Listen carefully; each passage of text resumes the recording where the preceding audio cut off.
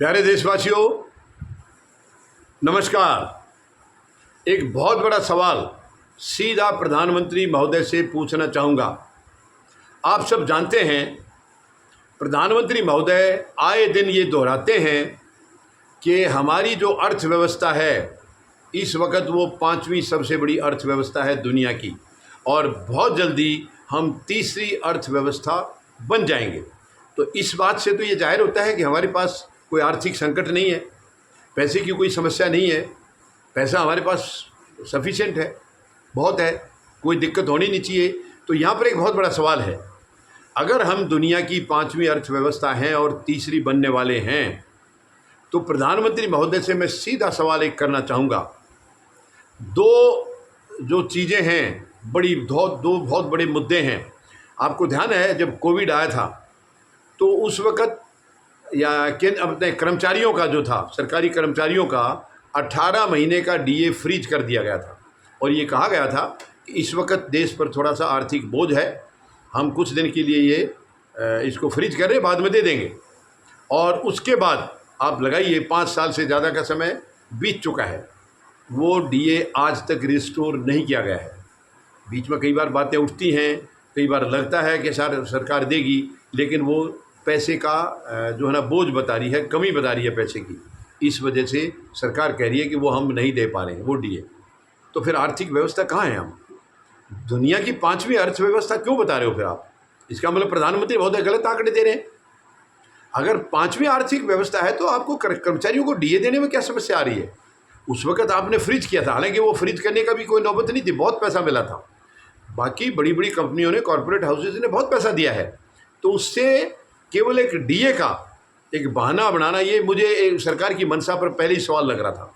दूसरी एक बहुत बड़ी बात है, यानी जो सीनियर सिटीजन है, वरिष्ठ नागरिक हैं, इनको रेलवे में एक सुविधा थी 50%, यानी महिलाओं के लिए 50% और पुरुषों के लिए, महिलाएं जो 58 साल से ज़्यादा की हैं उनको 50% किराए में छूट मिलती थी, और पुरुष जो 60 साल से ऊपर के हैं उनको 40% की छूट मिलती थी।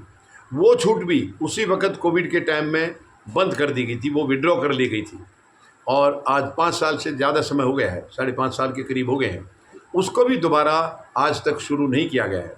देखिए, वरिष्ठ नागरिक कोई ऐसे ही नहीं बन जाता है कि हफ्ते में 5-4 महीने में एक वरिष्ठ नागरिक बन गया है। वरिष्ठ नागरिक जो होता है वो अपना सब कुछ देश को दे चुका होता है, चाहे वो नौकरी कर रहा है, कोई और काम कर रहा है, किसी भी तरीके से वो देश की सेवा कर रहा है, तो अपना सब कुछ 60 साल की उम्र तक वो देश को दे चुका होता है। उसके बाद से ये सुविधाएं अगर किसी ने लागू की थी तो कुछ सोच समझ के की होंगी। कोई ये वरिष्ठ नागरिक कभी भी देश के ऊपर बोझ नहीं हो सकते हैं, वो अपना सब कुछ दे चुके हैं। इसके अलावा युवा पीढ़ी के लिए आज भी वो योगदान अपना दे रहे हैं, मार्गदर्शन कर रहे हैं उनका। यानी युवा और बुजुर्ग मिलकर के ही ये देश आगे चलता है। यानी युवाओं के पास जोश है, ताकत है, एक बहुत बड़ी समझ है, और बुज़ुर्गों के पास एक बहुत बड़ा तजर्बा है, खजाना है तजर्बे का। तो वो सब उनका तजर्बा इन युवाओं के साथ मिलेगा, तभी तो देश आगे बढ़ेगा। तो यानी इनको वरिष्ठ नागरिकों को भी वो सुविधाएं देने में सरकार आर्थिक बोझ बता रही है। तो इसका मतलब या तो प्रधानमंत्री महोदय झूठ बोल रहे हैं कि हम दुनिया की 5वीं अर्थव्यवस्था हैं, और अगर वो सच बोल रहे हैं तो फिर ये झूठ बोल रहे हैं कि इनके पास पैसा नहीं है देने के लिए। यानी दोनों बातें सच नहीं हो सकती हैं। अगर हमारी आर्थिक हालात कमज़ोर है तो ठीक है, हम मानते हैं कि डीए नहीं दे पा रही सरकार, वरिष्ठ नागरिकों की सुविधा भी नहीं दे पा रही है, लेकिन आर्थिक हालात अगर ख़राब हैं तो 5वीं अर्थव्यवस्था कैसे होगी है? ये बहुत बड़ा सवाल है। और मैं प्रधानमंत्री महोदय से निवेदन करना चाहूँगा, प्रधानमंत्री महोदय, ये इधर उधर की बातें घुमाना बंद करिए, केवल शो ऑफ मत करिए। आप जब से आए हैं जुमलों की बाढ़ आ रही है, झूठ और जुमले आपके पास यही देखने को मिले हैं। सच्चाई आज तक 11 साल, 11.25 साल हो गया है, सच्चाई आसपास कहीं नज़र नहीं आ रही है। हर बात पर आपके मंत्री भी झूठ बोलते हैं, तकरीबन ज़्यादातर, मैं सबकी नहीं कह रहा हूँ, ज़्यादातर मंत्री भी झूठ बोलते हैं, जुमले फेंकते हैं, सच्चाई से कोसों दूर हैं। ये बहुत ही शर्मनाक है, एक सरकार ऐसे करे और खुद प्रधानमंत्री ऐसे करें। यानी एक तरफ आप आर्थिक व्यवस्था, जनता को मूर्ख बनाने के लिए कह रहे हो कि हम 5वीं अर्थव्यवस्था हैं, और फिर आपके पास पैसा नहीं है, एक जरा सा भी डीए को उसको पेमेंट करने के लिए पैसा नहीं है। वरिष्ठ नागरिकों को इनकी वो सुविधा रिस्टोर करने के लिए, बहाल करने के लिए आपके पास पैसा नहीं है। तो ये दोनों तरफ का खेल बंद करिए प्रधानमंत्री महोदय, सच्चाई बताइए और इनको दोनों को तुरंत शुरू करिए। अगर हम 5वीं अर्थव्यवस्था हैं और बहुत जल्दी तीसरी भी बनने वाले हैं, तो हमारे पास इतना तो नहीं होना चाहिए कि हम वरिष्ठ नागरिकों का सम्मान ना कर सकें। उनको उनका अधिकार जो पहले से चला आ रहा था उसको छीन लिया अपने आप, उसको वापस ना कर सकें। और केंद्रीय कर्मचारी भी, वो देश के लिए सब कुछ कर रहे हैं, देश के लिए बहुत कुछ कर रहे हैं, उनका काफ़ी बड़ा योगदान है।